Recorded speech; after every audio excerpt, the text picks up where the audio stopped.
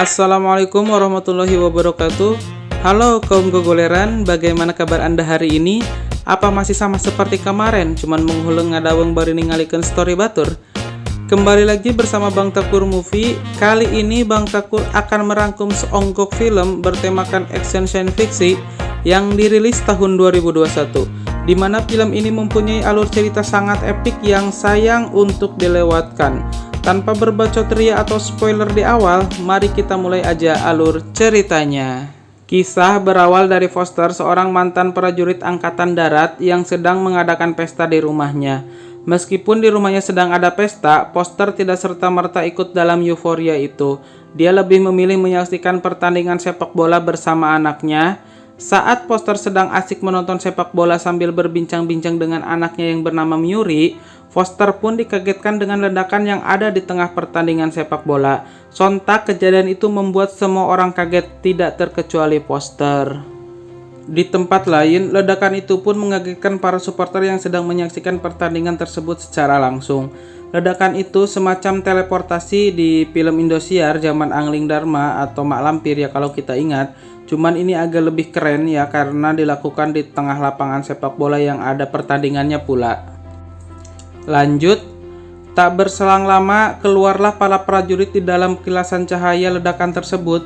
Sang komandan pun mulai menceritakan apa tujuan mereka ujug-ujug datang ke tengah lapangan sepak bola. Dia pun menceritakan kalau mereka itu berasal dari 30 tahun yang akan datang. Sengaja mereka datang ke masa sekarang karena di 30 tahun yang akan datang manusia dan dunia akan mengalami kemusnahan dikarenakan ada serangan alien. Sang komandan pun meminta bantuan kepada semua orang yang ada di masa sekarang untuk ikut berperang dan berkontribusi. Dan inilah The Tomorrow War. Setahun setelah kejadian tersebut, berita tentang adanya alien di 30 tahun yang akan datang mulai ramai dibicarakan. Setiap negara pun mulai melakukan persiapan dan perekrutan personil tentara. Mereka pun mulai serius menghadapi perang dengan alien ini. Di scene lain, kita lihat Foster yang sedang mengajar muridnya di sekolah, tapi para murid tidak terlihat begitu antusias dengan materi yang diberikan Foster. Sampai mereka mengatakan kalau mereka resah dan gelisah, menganggap percuma mereka bersekolah dan belajar, kalau ujung-ujungnya mereka akan dimusnahkan juga. Foster pun menyadarkan mereka agar jangan patah semangat dan berputus asa, karena mereka harus tetap bersekolah dan berjuang agar kelak di masa yang akan datang mereka jadi orang hebat, ilmuwan, profesor atau doktor, dan bisa berkontribusi di masa depan. Di tengah jam pelajaran, handphone Foster pun berbunyi dan ternyata itu adalah notifikasi perekrutan dirinya, yang mana itu artinya dalam beberapa waktu ke depan dia harus siap jadi prajurit kembali dan berperang dengan alien. Di tempat lain, Foster pun datang memenuhi panggilan tersebut dan mulai melakukan serangkaian tes. Foster pun dinyatakan aktif 2, yang mana itu artinya dia harus mengikuti wajib militer. Foster pun dipasangkan sebuah alat semacam gelang untuk berteleportasi, di mana gelang itu ditancapkan ke tulangnya dan tidak bisa dilepas. Jika Foster nekat melepas gelang itu secara paksa, maka dia akan dinyatakan buron dan akan dipenjara. Anjir, semacam paksaan ini mah jadinya ya cuy. Lanjut. Setelah selesai melakukan tes dan pengaktifan dirinya di militer, Foster pun diberikan waktu 1 kali 24 jam seperti wajib lapor ke pos satpam untuk menyelesaikan urusan pribadinya. Di tempat lain, Foster sedang berpamitan dengan istri dan anaknya, yang mana itu bisa aja menjadi terakhir kalinya mereka bertemu. Dengan berat hati, Foster pun meninggalkan mereka. Pindah ke scene lain, di mana Foster telah sampai di camp militer untuk melakukan latihan perang, yang mana sebenarnya itu tidak perlu karena secara basically dia mantan anggota militer pasukan khusus yang meskipun itu 15 tahun yang lalu, masih adalah dikit-dikit mah mungkin gitu. Lanjut. Setelah selesai melakukan latihan, Foster pun mulai berbincang-bincang dengan salah satu temannya yang bernama Charlie, sampai di mana alarm berbunyi yang mengagetkan mereka semua. Ternyata itu tanda di mana mereka harus siap dikirim ke medan perang. Mereka pun dikumpulkan di semacam aula untuk siap-siap berteleportasi ke medan perang. Satu persatu dari mereka pun mulai tersedot ke lubang semacam black hole, cuman ini adanya di dalam ruangan untuk menuju ke tempat medan perang. Tetapi saat mereka mulai berteleportasi, alat untuk berteleportasi itu mengalami kerusakan, yang mana itu merubah koordinat yang telah ditentukan. Alhasil mereka pun keluar di atas gedung, yang mana itu sangat membuat saya terkejut dan mungkin Anda pun sama. Ini belum perang aja udah kayak nganter nyawa anjir. Sebagian dari mereka pun ada yang terjatuh ke dalam kolam renang yang ada di salah satu gedung, termasuk Foster sang tokoh utama. Saat sebagian yang selamat keluar dari dalam kolam renang termasuk Foster, mereka pun dikejutkan dengan suara dentuman bom dan asap tebal di penjuru kota. Tak hanya sampai di situ kejutan yang diberikan, komandan pun menginformasikan kalau kota tersebut akan dihancurkan karena para alien sudah tidak bisa dikendalikan lagi. Anjir, udah kayak di prank demi ini mah.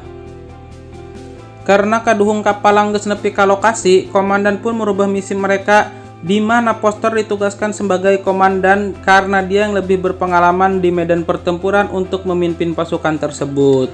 Misi baru itu adalah menyelamatkan para tim riset yang ada di gedung tidak jauh dari mereka saat ini berada. Dengan cepat Foster pun mengatur rencana untuk masuk dan menyelamatkan para tim riset. Sesampainya mereka di gedung yang dimaksud, Foster dan yang lain pun dikejutkan dengan peluru dan bekas pertempuran yang ada di setiap tembok gedung itu. Mereka pun terkejut terheran-heran saat melihat para tim riset sudah tergantung jika Lok Asin menang meliti pasar Panawangan tadi isuk. Lanjut.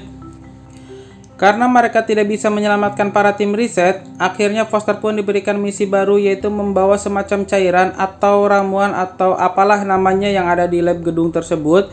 Dengan cepat Foster dan yang lain pun mulai mencari hasil riset yang dimaksud. Mereka harus berpacu dengan waktu karena di area tersebut akan segera dibombardir. Dan benar saja, di tempat lain jet tempur pun sudah disiapkan dan bersiap untuk melakukan pengeboman. Itu artinya Foster dan tim pun tidak punya banyak waktu untuk keluar dari dalam sana. Kembali ke Foster dan tim, akhirnya Foster pun mendapatkan hasil lab yang dimaksud dan mereka bergegas keluar dari gedung itu. Di tangga saat mereka akan keluar dari gedung itu, ternyata mereka diintai oleh para alien. Di sini kita lihat alien lebih mirip anjing ya daripada badak seperti yang diceritakan. Mereka pun dengan cepat menembaki alien tersebut sampai akhirnya Foster dan tim pun berhasil dan selamat keluar dari gedung tersebut.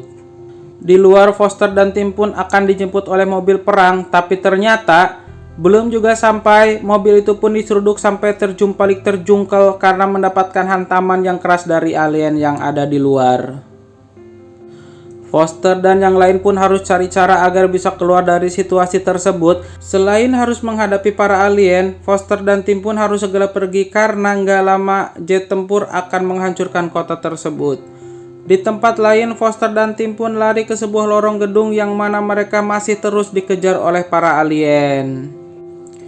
Karena tidak ada waktu lagi, jet tempur itu pun akhirnya mengebom semua area yang ada di kota itu tanpa terkecuali lorong tempat Foster dan tim berada.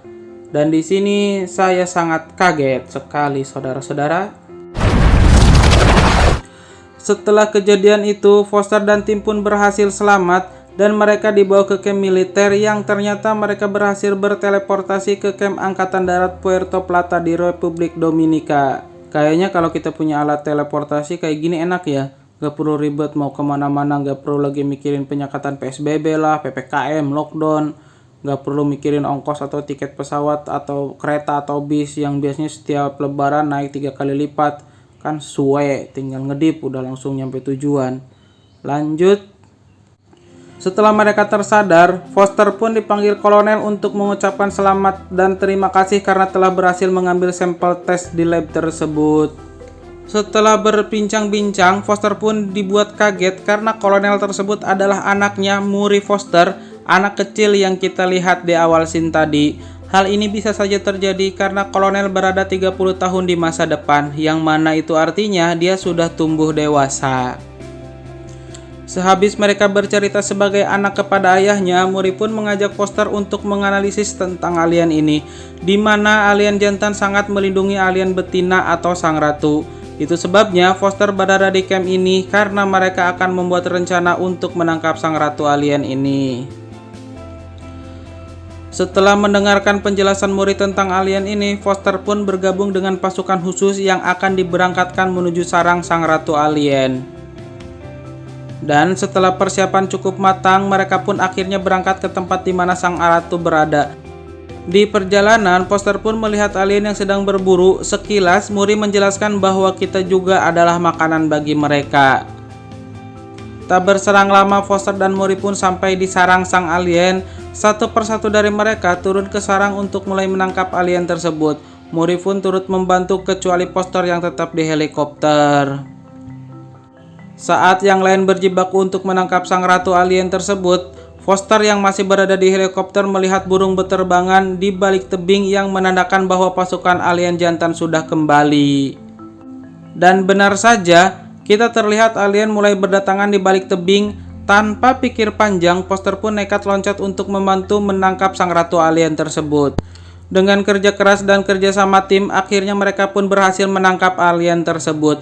Dan di scene lain, kita melihat tangkapan itu dibawa ke fasilitas milik semua negara yang berada di Depthsville 9, 25 mil sebelah timur Laut Bahama, di mana tempat ini adalah fasilitas untuk menguji sampel dan semua tentang alien.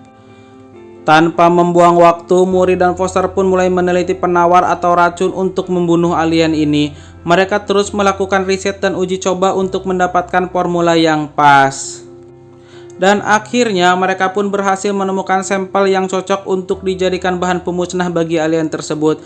Tapi saat mereka berhasil menemukan sampel itu, mereka pun dikagetkan dengan sang ratu alien yang tiba-tiba sadar. Ternyata kesadaran ratu alien itu hanya sebuah tanda atau semacam telepati kekawanan alien jantan untuk memberitahukan posisi dia di mana. Melihat hal itu, Mori dan Foster pun memutuskan untuk keluar dan pergi menuju alat teleportasi. Tapi sayang, mereka pun harus terjebak di sebuah bangunan yang telah dikepung oleh sang alien. Alhasil, Foster dan Mori pun mau tak mau harus berhadapan dengan para alien ini. Sesaat sebelum sampai di tempat teleportasi, tak disangka Mori pun tertembak oleh peluru alien yang mana itu membuat Mori terjatuh ke bawah dek. Sontak membuat Foster panik dan berusaha menolong Mori. Dengan sekuat tenaga, Mori pun berdiri dari rasa sakit dan berjalan dengan bersusah payah untuk menuju alat teleportasi. Tiba-tiba saat Mori duduk di dek karena sudah tidak kuat lagi berdiri, ratu alien pun datang dan membuat dek itu runtuh. Dengan sekuat tenaga, Foster pun memegang Mori agar tidak terjatuh. Namun sayang, karena Mori sudah terlihat sangat lemah, akhirnya Mori pun memutuskan menjatuhkan dirinya dengan ratu alien. Melihat Mori anaknya akan terjatuh, Foster pun dengan cepat mencoba meraih tangan Mori. Sayangnya sebelum sempat menarik tangan Mori, Foster pun terhisap ke dalam lubang teleportasi. Di tempat lain, kita melihat Foster dan yang lain terjatuh di sebuah lapangan. Sampai akhirnya Foster pun tersadar kalau dia sudah berada di dunia masa sekarang. Foster pun memberikan sampel racun itu kepada anggota militer di masa sekarang untuk diperbanyak. Setelah kejadian itu, Foster dan yang lain pun dipulangkan ke rumah masing-masing. Sampai di rumah, Foster pun mulai menceritakan tentang alien itu kepada istrinya dan mencoba mencari tahu kenapa alien tersebut bisa berada di pegunungan Rusia sesuai dengan apa yang diceritakan Mori sebelum dia kembali ke masa sekarang. Akhirnya Foster pun menemukan titik terang mengapa sang alien berada di pegunungan Rusia. Dia pun mendatangi Dorian, pejuang perang yang selamat dari pertempuran sebelumnya. Foster pun mulai menceritakan dan mengajak Dorian untuk membunuh alien itu di tempatnya sekarang. Awalnya Dorian menolak, tapi setelah Foster menjelaskan tujuannya, akhirnya Dorian pun setuju untuk ikut bersama Foster. Di scene lain, Foster dan Dorian pun mendatangi Charlie, prajurit yang kita lihat di awal tadi yang juga selamat dari insiden tersebut.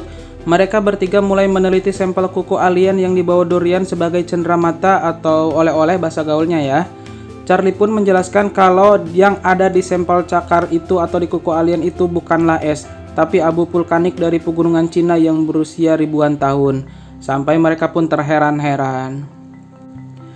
Foster pun teringat kepada sosok anak didiknya yang mengenal seluk-beluk tentang gunung berapi, dan akhirnya mereka bertiga mendatangi Martin untuk menanyakan hal tersebut. Martin pun mulai menjelaskan kenapa ada abu vulkanik di pegunungan Cina yang berada di pegunungan es Rusia. Secara terperinci, Martin pun menjabarkan semuanya bahwa dulu pernah ada letusan gunung berapi terbesar bernama Gunung Shanghai yang berada di perbatasan Korea dan Cina. Gunung itu meletus sekitar tahun 946. Letusan dengan kekuatan 1000 bom nuklir itu mengakibatkan abu vulkanik menyebar ke seluruh dunia, tidak terkecuali Rusia. Itu sebabnya terdapat abu vulkanik di kuku atau cakar alien tersebut. Hal itu diperkuat dengan bukti bahwa para ilmuwan pernah mencoba mengebor pegunungan itu untuk mencari abu yang sama di kedalaman 400 meter. Mendengar penjelasan itu, Foster pun menanyakan kepada Martin bagaimana alien itu bisa keluar dari pegunungan tersebut.